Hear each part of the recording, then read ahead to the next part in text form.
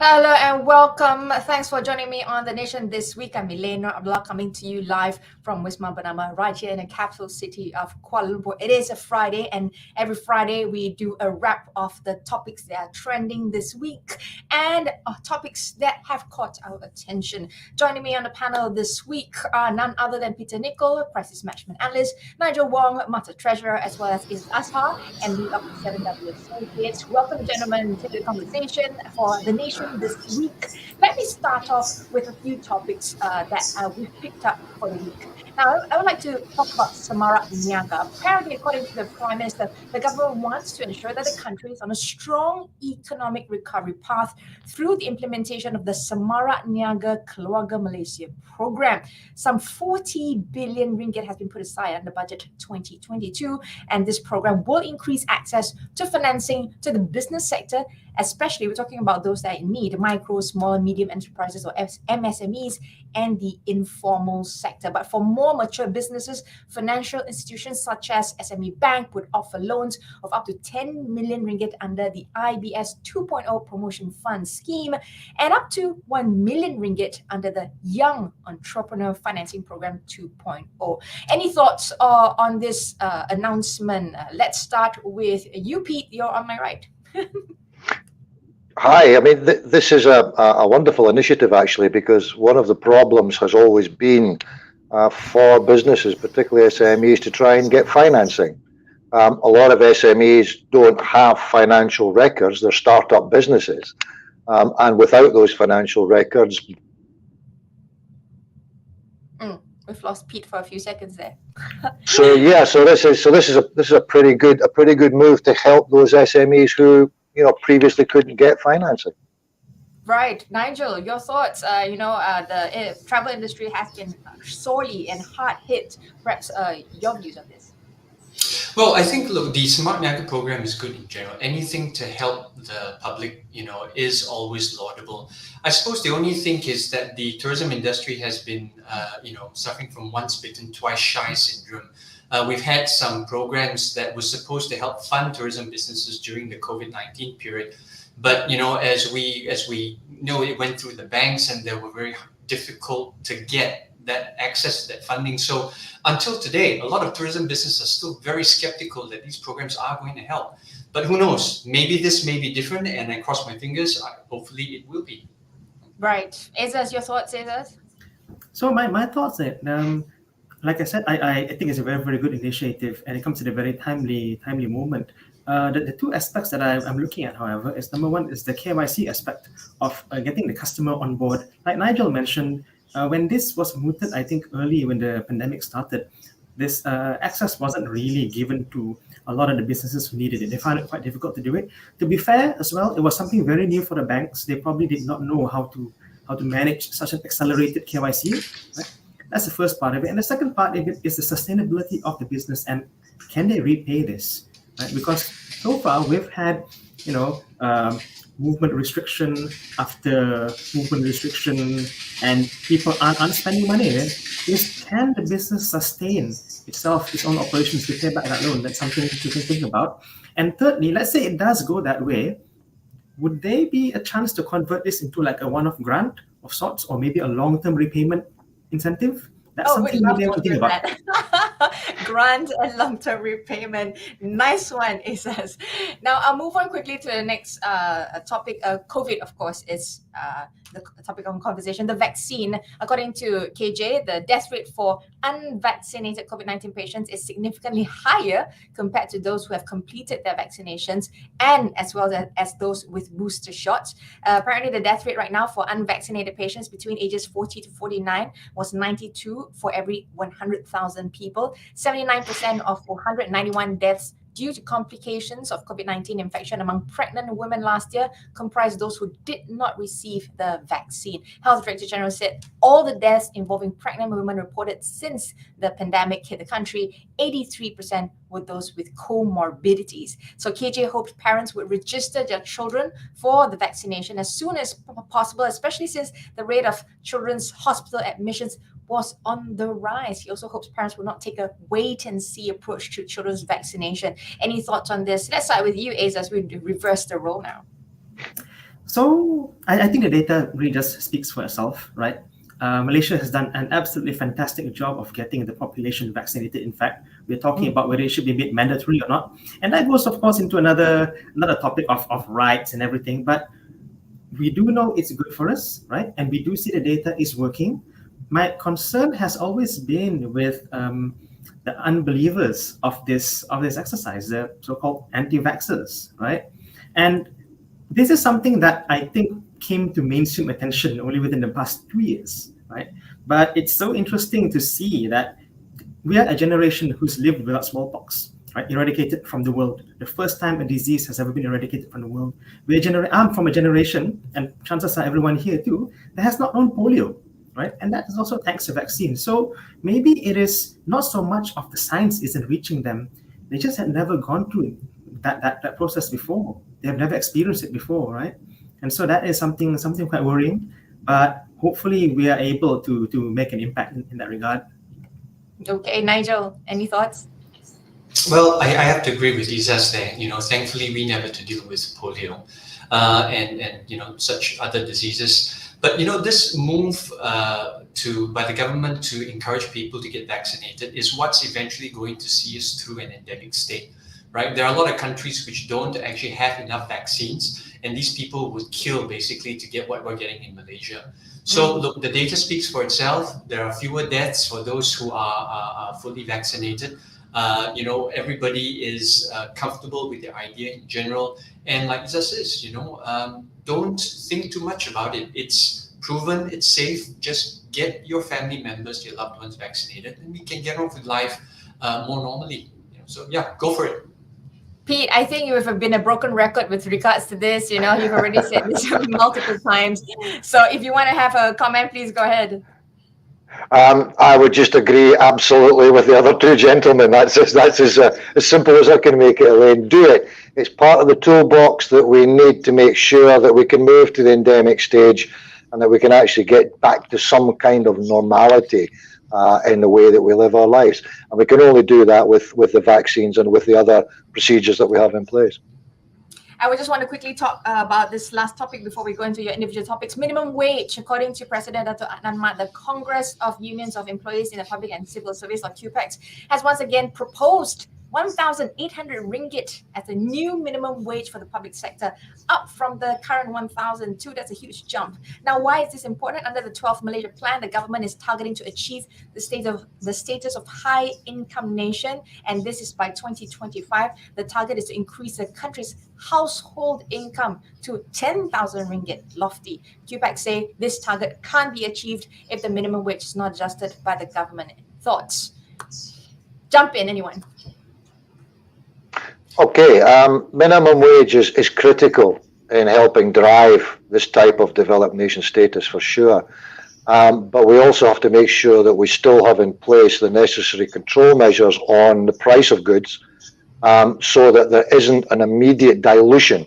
So as you increase the minimum wage, if the cost of living increases the same or more, then it's totally so right. But you also have to control. Yeah, you have to control the cost of price increases to make sure that has an impact. EIZAZ, any thoughts? So this is as a young person, a young Malaysian who's had to basically fight the system and go into that career development and stuff like that, right? This is something that's very, very close to my heart. And once again, there are two aspects to this. Number one is the minimum wage itself. We have not really seen an increase in wages and salaries over the past 30 years. An engineer today would be pretty much getting maybe about plus minus 20% compared to an engineer in the 1980s, right? And what's the reason for that? So I actually went in and I did a bit of research. I did a deep dive on some of the potential causalities that I could put this together. And I'm sure you all experienced this before. When you went for a job interview, have they asked for your payslip? A lot of them in Malaysia, they do. Right, they do. So this is very interesting because when I was in the States, right, and even I went to Myanmar, I was never asked to provide a payslip. He was there. What came out? They said, "Here's the job description. Here's my CV. Can you do the job? Here are your responsibilities, and we'll negotiate based on that." They never asked for my previous wage or anything. And I look back into, and don't quote me on this, I'm not a lawyer, but I did look the Human Resources Employment Act, and there is no provision for that to happen at all, right? So what happens is when I come out from my first job, I'm a guy, I graduate, I get a first job in 2008, and I work for a couple of years. If I'm lucky, maybe I come to maybe 2005 like this, and I move to another job, and they say, oh, our policy is only to increase or base 20% or 30% of what your previous wage was. Can I see your last pay slip? They're gonna tie it back to that and not what I can potentially do for the company or what I could push out, right? It's not even an admission of my talent or what I can do. Right. And so that's something I'd really like to look into, given the chance. That's something to point out. Nigel, any comments on this before we move on to individual topics? Yeah, look, the minimum wage is a necessary step, but we're just a bit concerned, especially in the hospitality and tourism sector, that the minimum wage may suddenly be too high, too fast. Already we have a shortage of manpower, and a lot of locals, for some reason, they need to work in the hospitality industries, and we don't know why, but it's probably a cultural thing, or it's probably just not as sexy as some of the other industries are. But what we are concerned about is if you raise the minimum wage too fast, then businesses, especially in the tourism sector, who haven't been making any money, will not be able to cope with the sudden added burden that comes with a sudden increase in minimum wage. So we think that the government really needs to put management controls in place, like Peter said, and also to realize that once they implement this, costs are going to go up. So it may be a bit of a, chicken and egg kind of thing. Yeah. Balancing this is a tricky act for sure. Now, I just want to go to individual topics. Let's start quickly with yours, Pete, because we're talking about the Ukraine conflict. Lay it out for us. Yeah, I think that first of all, to really start with this, Elane, is that we need Pete. Dangerous and potentially defining moment in Europe since the Second World War. With this incursion into Ukraine, Putin has broken international law. He's destroyed the best negotiating track, which is the Minsk agreement. That is clear. And what is also clear now is why he did it. And why he did it basically is that this week Putin lost patience. He's furious with the Ukraine government. He feels it's repeatedly rejected the Minsk agreement that would provide these Ukraine provinces of Donetsk and Luhansk substantial autonomy. He's angry with the United States for not pressing Ukraine's President Zelensky to implement the agreement. And he's equally angry with the Americans for not taking on board Russia's security concerns about NATO's expansion and the deployment of offensive missiles close to Russian borders. So Putin knew that the EU won't team up with the US for a winter in Afghanistan, and they can't afford to fail again. And because of that, Ukraine will be fighting alone, as we are seeing right now. So the Kremlin will also. What does it all mean for the larger? What it really means is that we're in for a serious and protracted conflict. But the result is inevitable, as Ukraine does not have the military capability to repel the invasion, and Russia will achieve its objectives of creating this frozen buffer zone. The question we still can't answer is, will he stop at Ukraine? And that's the real danger that we're looking at right now. Any comments? EIZAZ, let's start with you. So here's something very interesting, right? Ukraine was the second largest nation in the USSR, Soviet Union, right? Has a GDP of about $155 billion, 40 million population. Most of, I think, if not a lot of the Russia's nuclear weapons and missiles, they were actually stored in Ukraine during the time of the Soviet Union. Now, when the Soviet Union collapsed, what Ukraine did through the Budapest Treaty, they actually decided to decommission all those weapons and to hand it over back to Russia. This treaty was witnessed by three parties. It was obviously Ukraine, Russia. You had Great Britain and the United States overseeing this as well. And now this treaty has been broken. So what goes on is, in the minds of the public, right? We gave back all these weapons that we had, our only advantage against what may come in for this piece of paper, and now no one's stepping in. The parties who said we will protect you are not doing their job.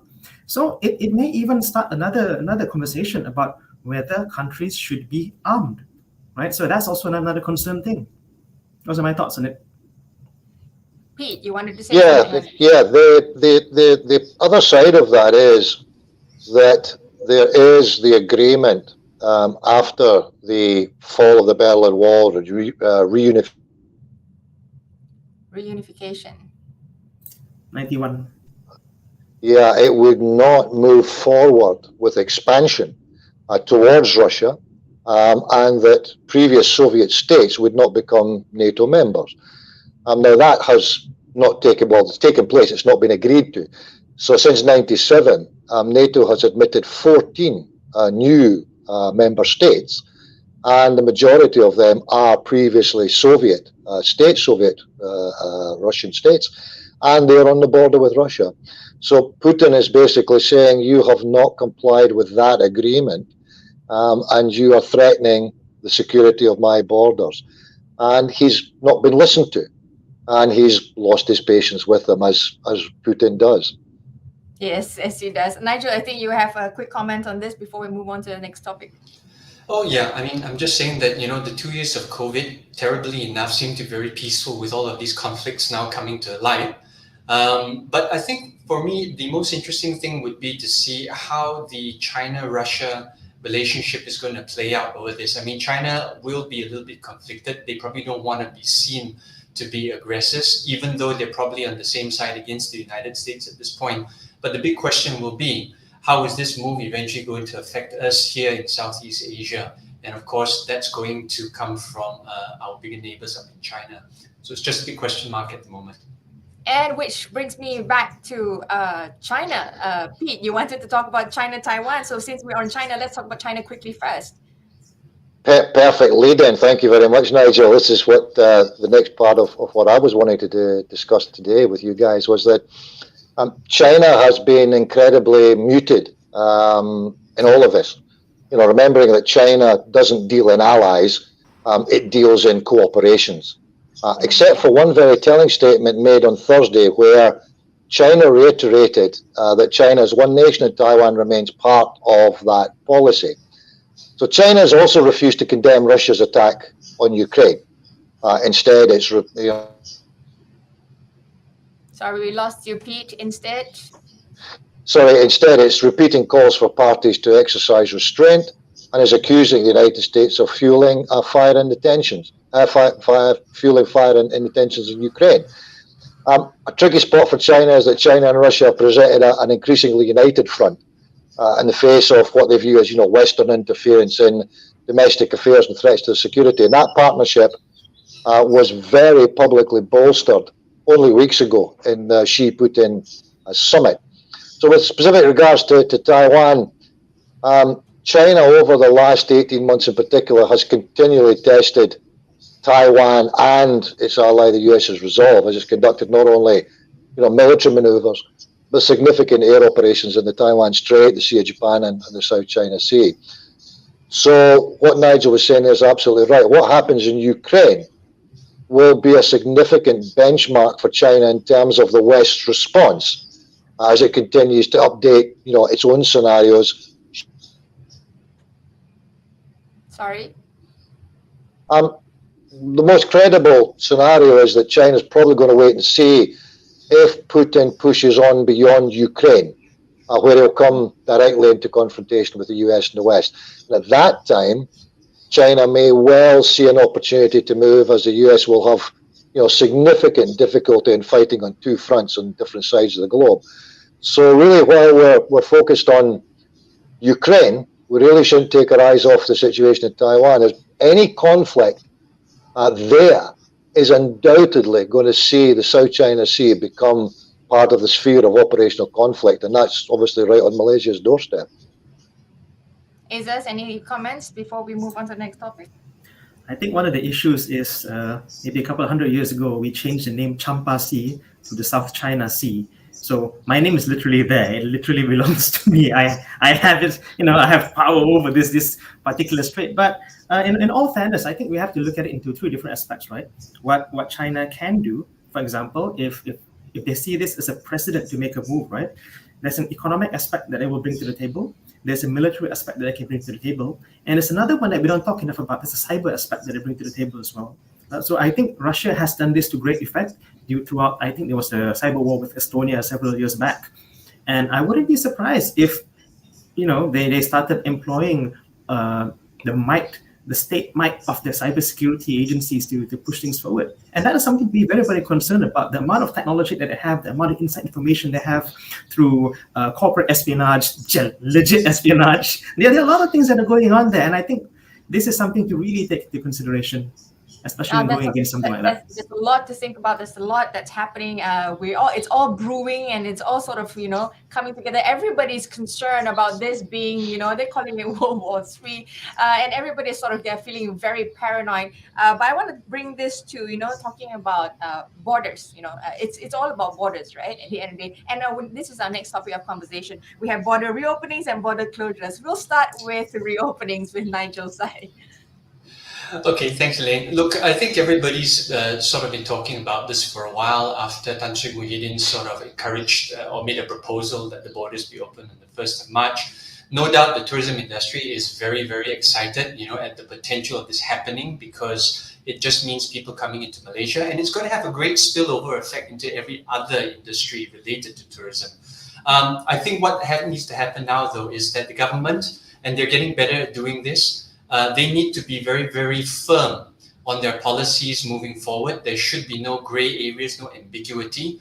As Kari has already said, we're moving towards endemicity. So now the nation, not just government, needs to walk the talk and actually live according to endemic principles. And if we don't do this, though, the thing that we're afraid of is we may fall behind a lot more in behind our neighbors who have already been much more proactive than we are in many, many different aspects. So on that note, we're just hoping that the government is going to announce this soon, favorably, quickly, and look forward to being able to welcome people back to our shores.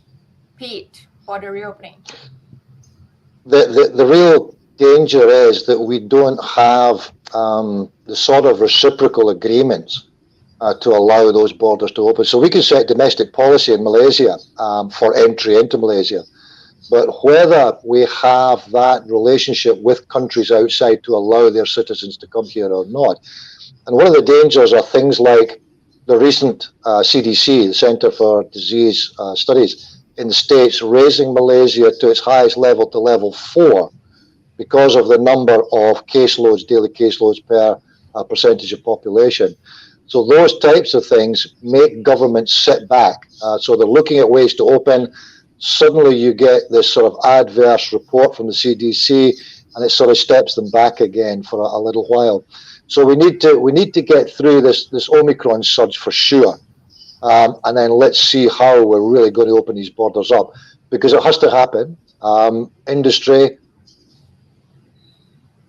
Yeah, we really need to have the borders reopen. I'm sort of running out of time, so I want to jump quickly to EIZAZ. We're talking about border closure. So what are you looking at on this front? Well, technically, it's border opening and border closures as well, very much related. But I think, given what Nigel has already said, and Peter has given his comments about that, there are two aspects once again, right, with reopening of the borders and / closing of them. Number one is the number of verifications of travelers that we have to do. You're going to get a bunch of vaccine certs from all sorts of countries. They're going to be all sorts of different formats. Can we manage that? Number two, once we open the borders completely, if it's a quick RTK test or if it's something that can be done very fast, then I think it will probably work. But right now we're using PCR. It's going to take at least an hour, 45 minutes to an hour for it to come out. Can we deal with that sort of mass, exodus of people coming in and going out as well? So I think moving forward with that, we probably need to have sort of like a shared database of vaccine certificates information, right? Don't have to look outside of Malaysia. Yeah, look in ASEAN, right? Let's have an ASEAN attestation sort of program that would kind of harmonize these together. I understand the issues between it, because number one is giving up sovereign data, and number two is also personal health information there. But I think Malaysia and Singapore are far ahead in that regard. We have got MySejahtera, Singapore has MyTrace, and I think we could probably put something together for this region. Any thoughts, Nigel, Pete, on this? Well, I'll just add in the quick to what Isa said. In fact, he hit the nail on the head. At the ASEAN region, of which MATTA is involved as well, there has been a lot of talk between ASEAN governments on how to recognize certificates from different countries. So I think on that note, it's looking good. I believe the nations here are beginning to see that cooperation is necessary for the region to move forward. And well, let's just see what comes about over the next couple of weeks, and fingers crossed for some good news. I'm hoping that, we'll be able to sort this out, because as you rightly mentioned, Nigel, we need to be able to walk the talk about living this as an endemic, towards endemicity. It means that we need to change the way we view things, the way we function, the way we expect. It's no longer new normal. There's no normal anymore in the past. It's what are we building? What are we creating? How are we moving forward with the variables that we have in hand? COVID is here to stay. Omicron has shown us that, it's fast spreading as well. The numbers are rising. We just have to be able to maintain that this is the new way. The SOPs are in place. It's no longer like, oh, we can go back to what it was before. So hopefully we will see better procedures, better methodologies, and better cooperation, so that we all know how to function. Because like I said, a lot of us are in the dark. We're sort of searching here and there. But I think a pool where we all work together is going to move us in that correct direction. Thank you, gentlemen, for joining us on The Nation this week. It's been a very interesting conversation. We had Ukraine, we had China, we had border opening and border closing, and we have had all of them weigh in on these topics. Peter Nicol, Crisis Management Analyst, Nigel Wong, MATTA Treasurer, as well as AZHAR, MD of 7W Associates, were speaking to us about the topics that we're trending this week. That's all the time that we have on The Nation this week. You've been watching me, Elane Abdullah, on Panama. Thanks. Bye for now.